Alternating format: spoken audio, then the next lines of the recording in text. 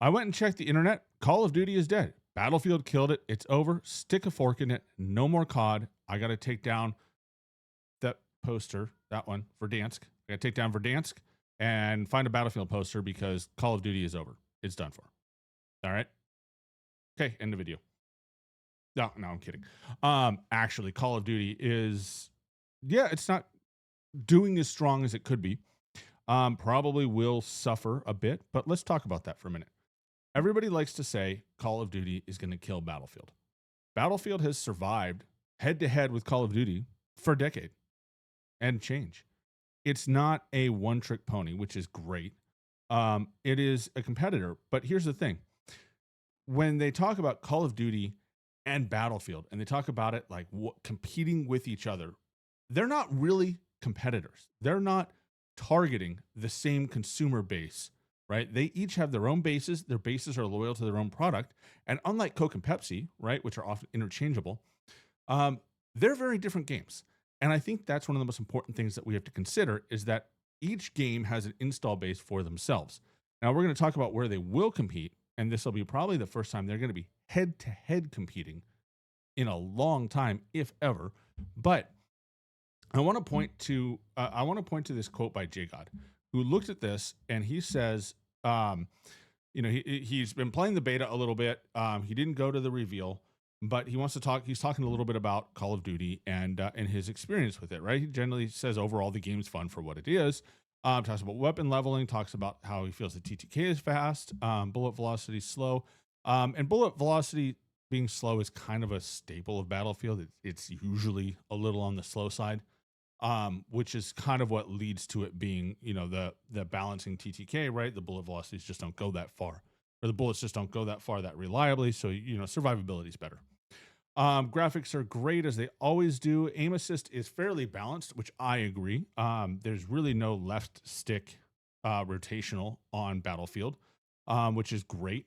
I think it brings a much more consistent feel to the game, but more on that another video. And so he goes on, but he says at the end, he concludes with, still Battlefield multiplayer isn't really my thing. Mainly curious about the BR. Talk about that in a minute.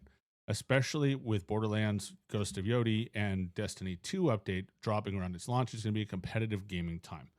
And I think that's the most important thing to keep in mind, is that Battlefield is not the kind of game that COD fans want to play, right? Most COD fans don't play research, or they don't play the big battle maps, right? They don't play Invasion. They don't play Ground War. They rarely play those modes, if ever. They play 6v6 multiplayer, and because that's Call of Duty. That is the staple of Call of Duty, is that 6v6 small map arcade shooter gameplay that up until the last few years was really kind of grounded in that militaristic feel. And that's kind of that's really where the two franchises have competed, right? Is the feel and the experience.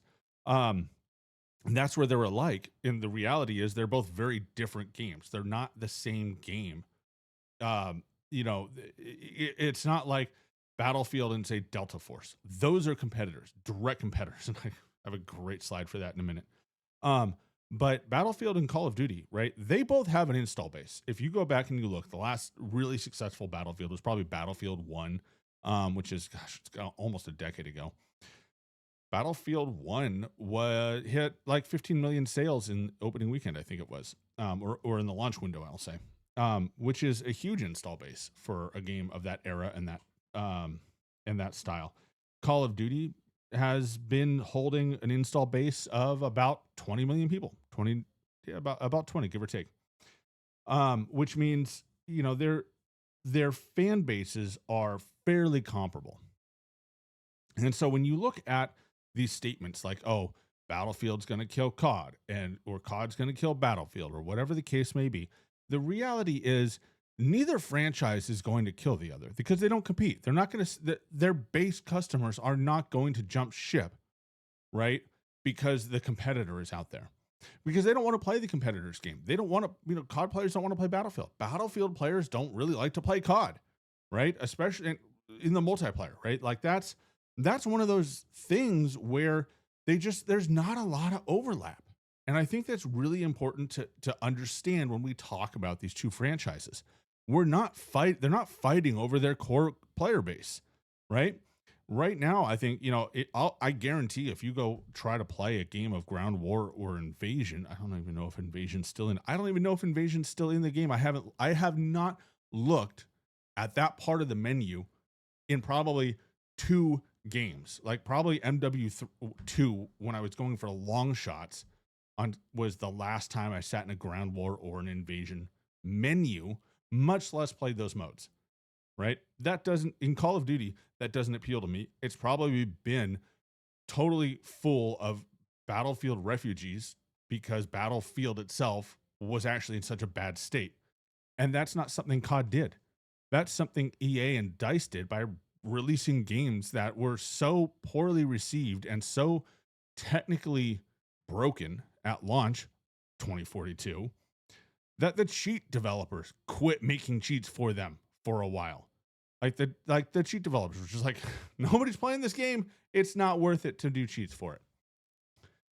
So when you have games like that, when you have that kind of competitive like mindset where you want to compete your game against the other game, it's not the same thing. All right. Now, Battlefield does have competition. Specifically, we're going to, Delta Force. And I think this was an interesting thing that just came up. So if you look at Delta Force, I mean, they've been out for 6 months or something. About 130, 180,000 players playing a day, which is crazy. I don't think Battlefield's doing that good though, because super consistent. Look at that. I think Delta Force is toast. I mean, I really think Delta Force is a dead game and they're just faking it. Personally, I know some other guys agree, but that's an example of a game Battlefield can kill and probably will and already has. That being said, Call of Duty is not, right? Call of Duty has, again, an install base of about 20 million players. And we know this because we've gotten stats, we've gotten numbers where Call of Duty will launch with 30, 35, 36,000 or 36 million players. And then they will, over the next couple of months, have that atrophy that drops them down to about 20 million. It probably drops down a little bit more, but there's a core install base, right? And this is the thing. It doesn't matter what game you're looking at. Modern Warfare 2, Modern Warfare 3, Black Ops 6, all with the same base numbers, right? By March, they're all having about the same number of players. Now, the drop off was pretty severe from Black Ops 6 and from MW2. For MW3, which had probably a very low launch, just launched with the core base. And what we glean from these numbers, what we glean from this information is that they have an install base. They have a number of players that will just play the game. It doesn't matter what they do, right? And we'll probably see this next year or later this year with Black Ops 7, where there are players that will this is the game they play. When they hop on to play a shooter game, this is what they play. They play Call of Duty. All right. And there's just in the same side of the coin, there's players that they want to play Battlefield, right? Now, the diehard, like 5 people who've been playing Battlefield 2042 this whole time probably will hop over. But most Battlefield players that I've talked to feel lost. They've explored other games. They've tried Delta Force. They've tried Extractions. They've done all these things. It's all not the same. And so that comes to what can kill a game, right? A franchise like Call of Duty, like Battlefield. And the answer is the publisher, their own publisher, right? Their own company is what can kill the game. Look at Battlefield 2042, one of the worst games in the franchise in franchise history. Certainly at launch, I hear it's improved. I haven't played it, so don't jump on me on that. But that's the sentiment. It was a horrible game at launch. Didn't even have a scoreboard. Let's be clear. They didn't put a score, and it wasn't a bug. It wasn't an issue. They deliberately did not put a scoreboard in. Hugely problematic. Okay, and these sort of things is what creates problems in these franchises. It's their own decision making. It's their own systems that they put into place. Modern Warfare 2 is generally given the same treatment, right? It was a game that came out, was hotly anticipated, right? Ended up having a huge release. It released at 491,000 players on Steam. That's going to translate into tens of millions of actual players. Just like Battlefield here in the BR, hotly anticipated, roughly the same number of players. And then those players dropped off. They fell off fast. And that's because the game didn't meet expectations. It didn't fulfill the need. It didn't feel like the game they want to play. So players just went off and played something else. Now, those players that left, again, dropped the player count down to about 20 million players. So Battlefield is not going to dent that, right? Battlefield didn't do that. Call of Duty did that with their own decision making.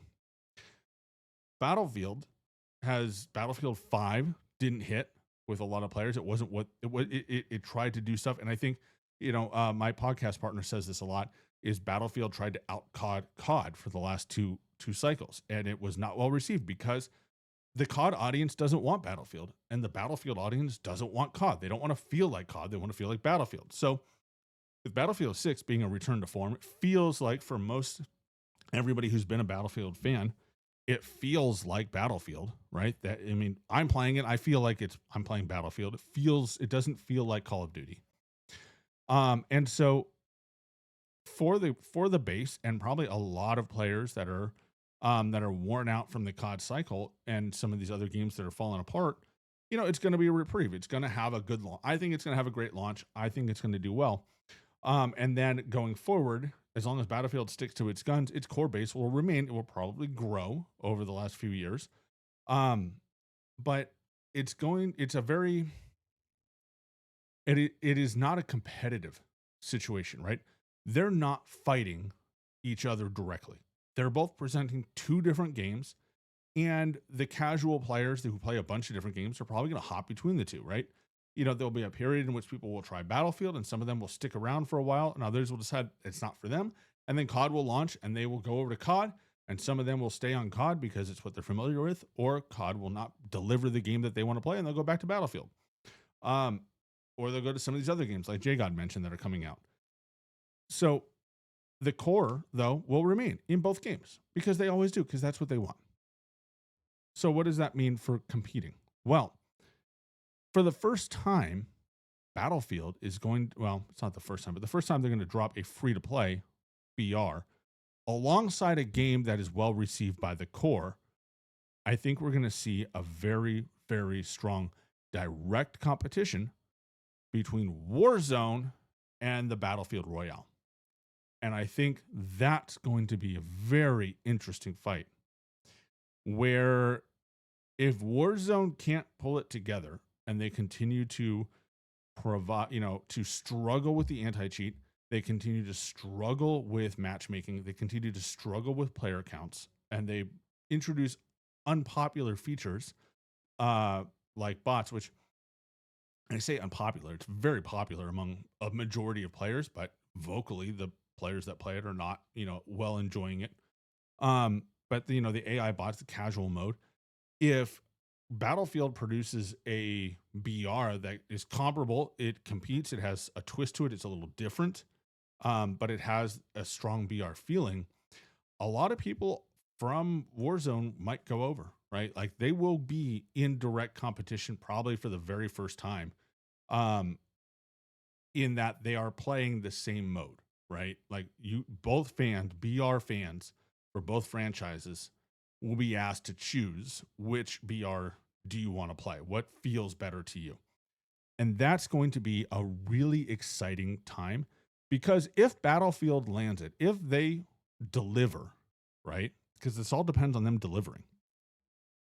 If they deliver that AAA experience and they nail the BR, Warzone's going to have its work cut out for it, because Warzone's been struggling for the last couple of years and struggling with both mechanically and with its identity. What is it going to be? What is the Warzone BR going to be? It'll be interesting to see.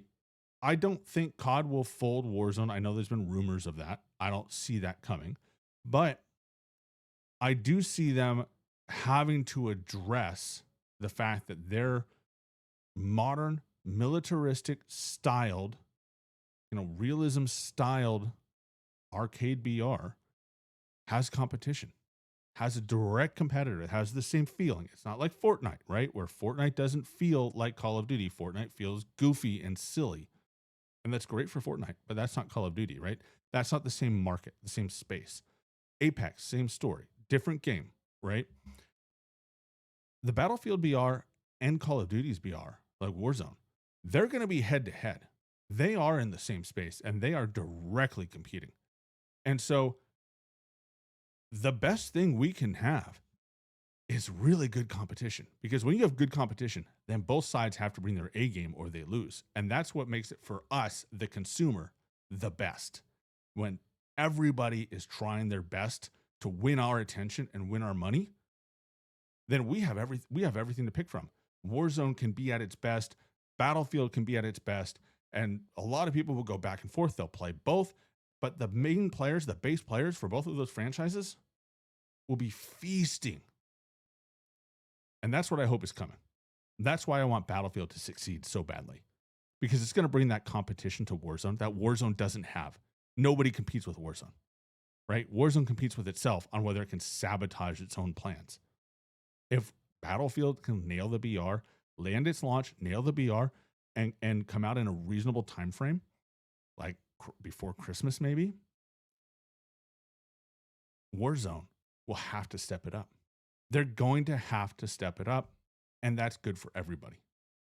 So, what do you want to see out of the Warzone? What do you want to see out of this competition? What game are you playing right now?